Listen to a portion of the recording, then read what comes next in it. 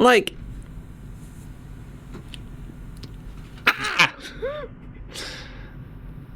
constellation cat time for the 5th time in a row after the Habs lose in regulation against the Anaheim friggin' Ducks. I said in my recording when I started watching the game that there were a few things I was looking forward. Like, what were my expectations for the game against Anaheim? Well, first of all, I almost missed it because I thought it was at 10:30, like the rest of the California trip, but it was at 4 p.m. I'm glad I checked Reddit in that time because otherwise I would have missed it. But no, I did get to catch it. Yay? Not really. But hey, what were my expectations? I wanted to see a better defensive structure. So obviously with the goalie injury, we've been having to shuffle our defensive pairs. Yesterday, I'm recording on Monday. Yesterday's game we saw Hudson with Matheson, but Hudson on the right, Matheson on the left. Then it was Jacky with Carrier, and finally Struble with Savard, which makes sense in a way if you think about it. If you think about experience, so you have an experienced guy on Matheson with Hudson, you have an experienced guy on Carrier with Jacky, and you have an experienced guy on Savard with Struble. You have an experienced guy with a more rookie guy. I know Jacky is not a rookie anymore, but doesn't have all the experience the other ones do. So I don't mind that, and I don't think they played bad defense. Obviously they don't have the synergy that they had with their normal pairings, but hey, they need to also know how to adapt, and this is part of the depth part, right? Like, if one defenseman goes down with injury and your whole defensive structure collapses, then you just don't have any defensive depth.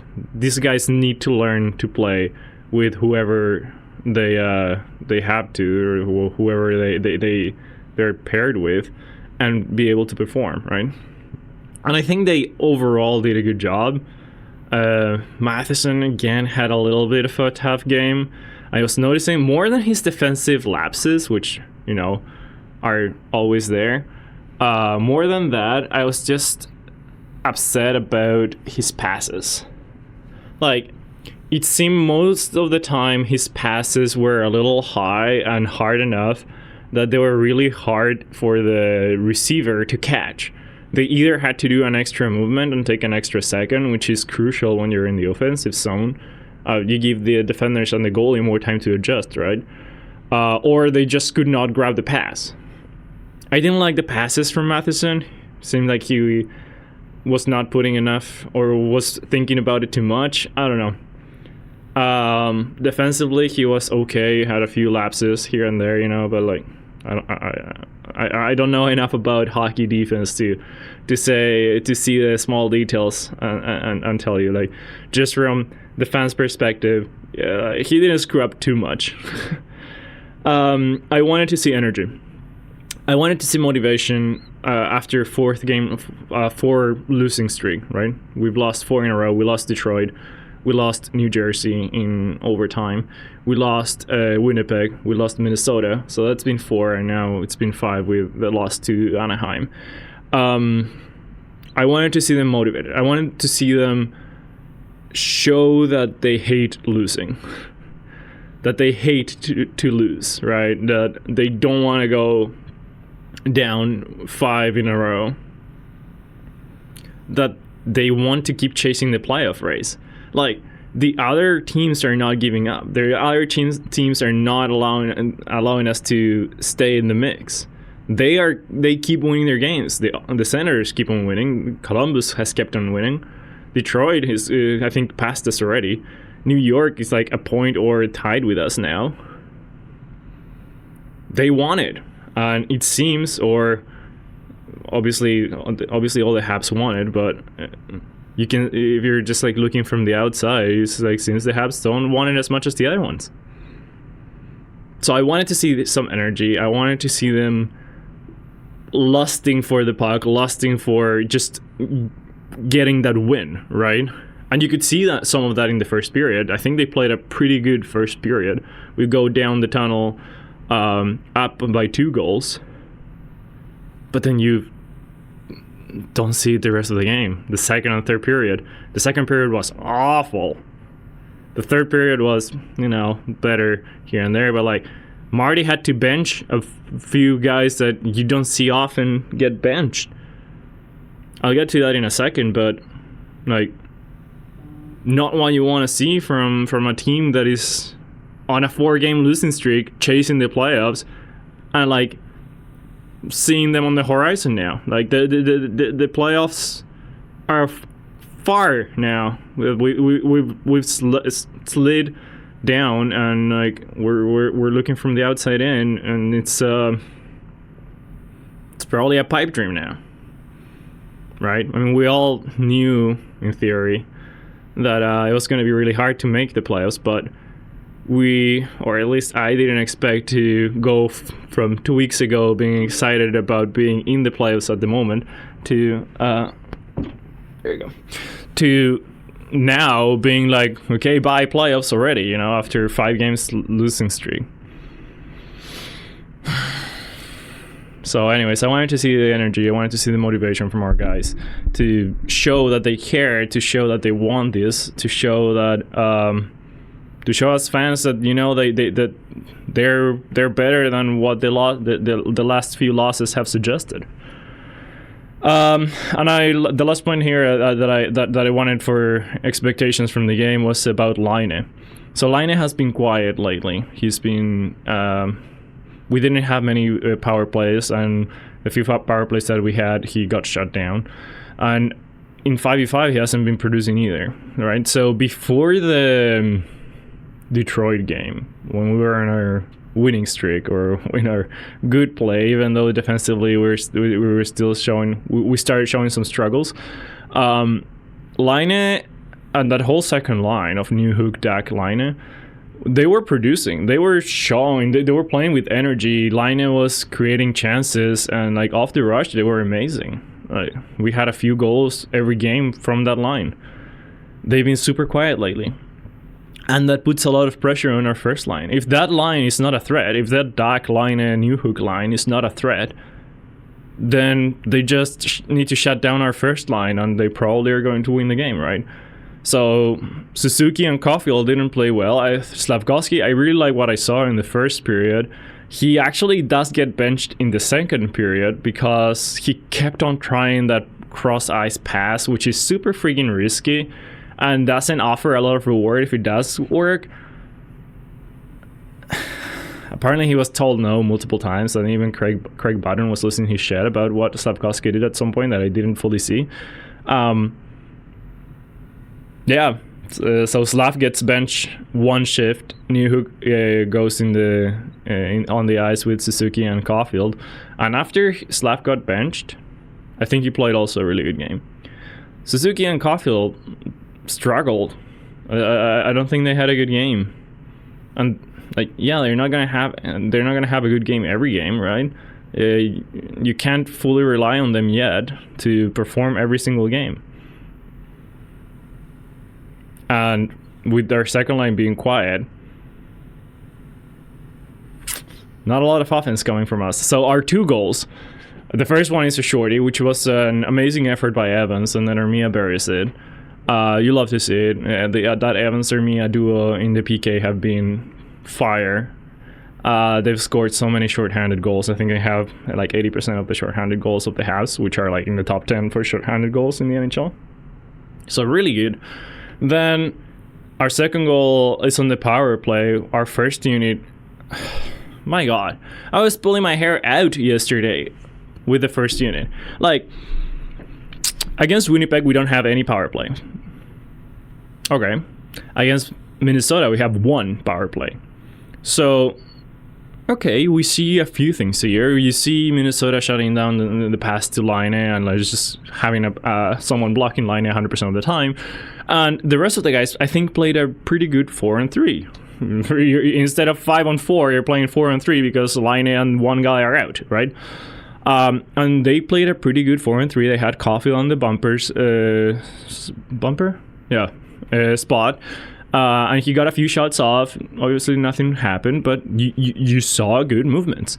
And then yesterday, which is the game after, where they've had time to practice and whatnot, they couldn't even get set up. Like, they couldn't even enter the zone against Anaheim, who are not a good PK team. Like their PK is one of the worst in the leagues or something like that. They showed in the feed, and we could not get possession. We could not enter the zone.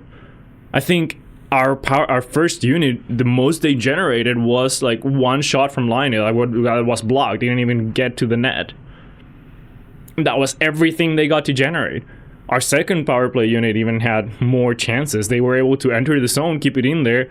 You don't have a lot of threats in the second unit. Like, you have Dak out there with Dvorak and Gallagher that's on the net. Yeah, sure, Gallagher puts the puck on net and like they try to get rebounds. And that's actually how it goes in. They shoot it from the side with 2 seconds left, and then Dvorak gets the rebound. But like, that's not a good strategy for power play in general, right? I don't know. Like, and whenever I see our second power play unit go out there, I'm like, okay, that's over. We're not gonna score. We do score. They prove me wrong. And actually, Dvorak had a really good game. I thought it was the birthday boy. By the way, can we have no more birthdays on game days for Habs players? The last 5 games, all 5 that we've lost, we've had a player on a birthday. Please no more. I think it's cursed. Obviously, it doesn't really matter, but yeah, it's just been a funny coincidence that the last 5 games, someone in the team it's been their birthday, and it's been 5 losses in a row. So yesterday's was Dvorak's birthday, but he actually had a really good game. He scores a goal. He had good defensive effort. He like rushed back at some point. I think it was on the penalty or something. They got a chance and he rushed back and then blocked the shot or something like that. And he was really good on the face-off too. So Dvorak had a good game. The birthday boy had a good game. I don't know. What was I saying? Laine. So Laine was invisible once again. He gets shut down in the power play. We don't even get the puck in their zone for our first unit, so he doesn't get to shine there. 5v5, he was horrible. Like, he was losing the puck, he was being slow on the second, and he was one of the main causes of Anaheim's second goal. We lose it in the neutral zone, and he just points and expects the defenseman to get it out. The defenseman loses the battle, and he's flat-footed, like, allows the Anaheim guy that he was on to completely move into the slot. Duck doesn't read it and doesn't adjust, and they put the puck in net and goes in. I said at the moment that Duck lost his guy, but then they showed the replay, and the commentators were like, or in the analysis in between, in the intermission, they showed, and Laine just doesn't do anything. He had a few good defensive scenarios where the defenseman pushes up and he actually takes the position of the defenseman, and he actually played that really well for a forward. Usually, or a lot of the times, you see forwards realize that it's a forward playing defense and they capitalize on that and they exploit the advantage and they get a good chance. When that happened and Laine was playing defense, they weren't able to capitalize, and actually Laine got a good stick in there and played well defensively. But because he had realized what was happening. On the second goal for Anaheim, I don't think Laine ever realized what was going on. He just kind of fully expected the defenseman to win the battle. And when he didn't, he was like, oh shit. And he goes in. He gets benched. I think, misses two shifts. He barely played the third period. I thought it was maybe because of the high stick he got to his chin. It was a follow through, so it was never going to be a penalty. But yeah, he gets a high stick on the chin. He was hurting, but he played a lot after that, so it was obviously not that. He just actually got benched. And then when we pulled the goalie to try and score with 3 minutes left or something like that, you see Dvorak and Armia out there instead of Dak and Laine. telling. Horrible. I don't know.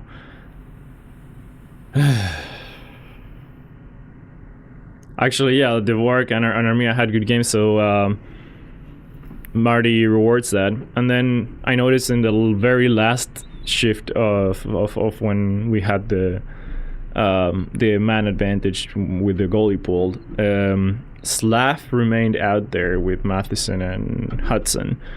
So I think Martin also rewarded Slav there for his because he adapted, right? I don't know. It's small things like that I've been noticing too. So rough game. I mentioned the no penalty call for Linus getting high stick because it was a follow through, which, you know, that's how it works. I noticed Craig Button, which was the commentator for the TSN feed that I was watching, he was losing his shit constantly for many reasons, for many different scenarios. He, like, Slav got cross-checked on our first power play, and he was like, how are they not calling that and whatnot? And then another time was when Armia gets pushed into the boards and the other guy gets called for boarding. Button is like, that guy should have a 5-minute misconduct and like leave of the game.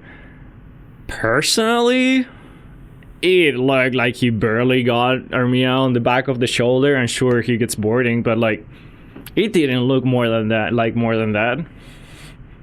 Armia seemed fine. Like, sure, it's not something you want to see, but like it wasn't dangerous or anything. Like, he barely got him. I don't know. That's just my perspective, and I wanted to share it with you guys.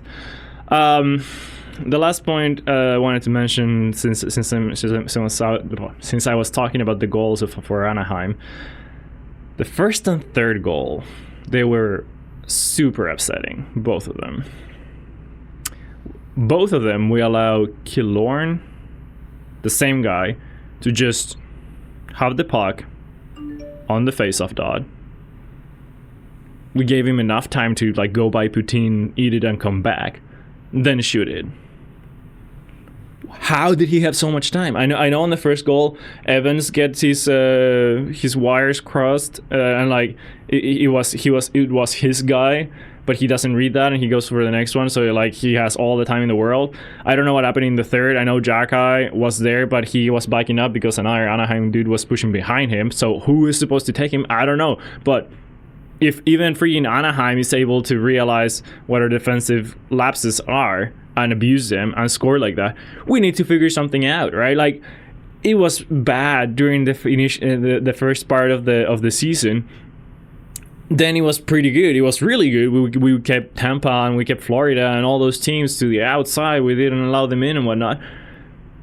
They clearly, either our defensive structure has collapsed and we need to do something about that, or the other teams have figured out how to play against what we've been doing, and they're abusing and exploiting the breakdowns, right? Or they know how to make it be difficult. I don't know, but we need to adapt to that, and it's been too long now. I know with Gouli out and all the changes, the shuffling in the defensive pairings, that doesn't help, but like, we need to do something. Like, it's concerning. We've allowed so many goals every game since we started playing poorly on defense.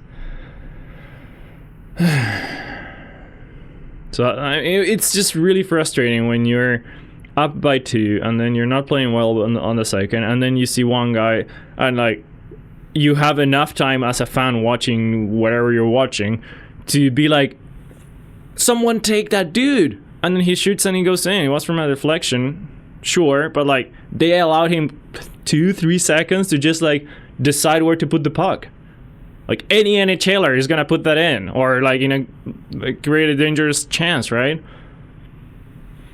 And then the same thing on the third. You're tied at 2. You've been trying to push hard, and then one defensive collapse, and you allow this guy again, the same dude, to have another 3 seconds to be like, what am I gonna do? And he puts it on the post and in, because like they are that good. If you give them time and space, they're gonna do that every time.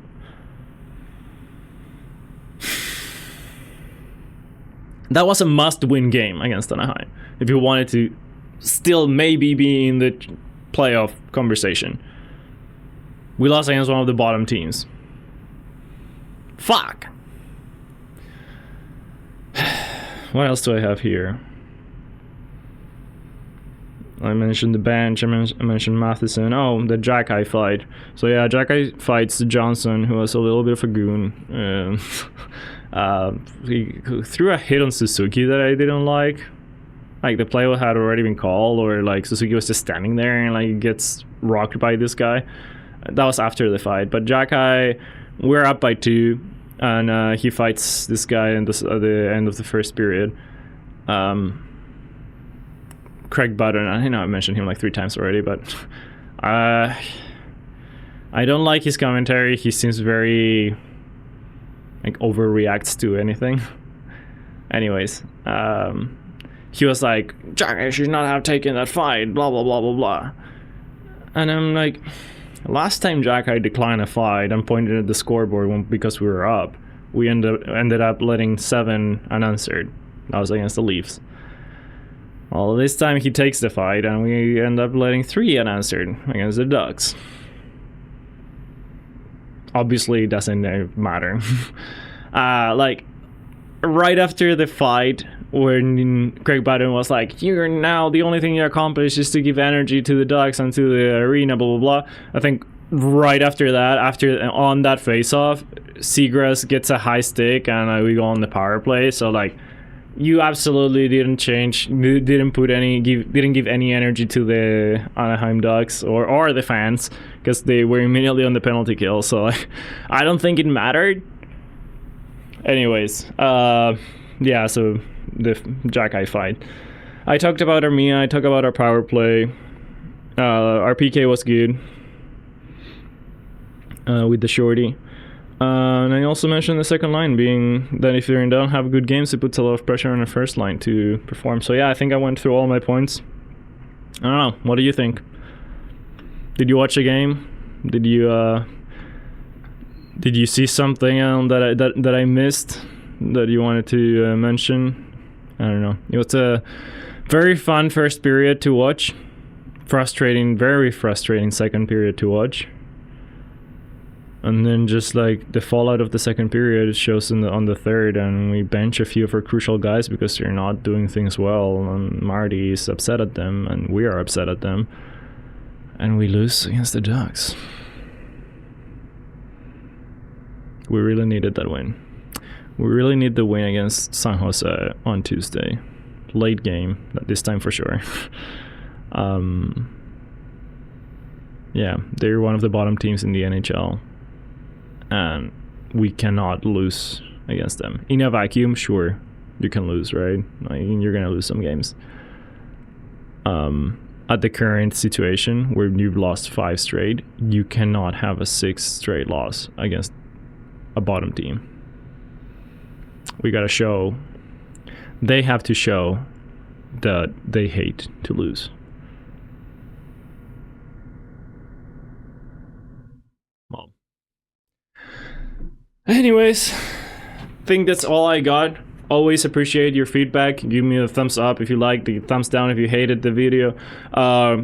Comment if I missed something or if you want to hear something else. I always appreciate any feedback you have, and I'll see you Tuesday. Habs, Sharks in San Jose. Go Habs, go.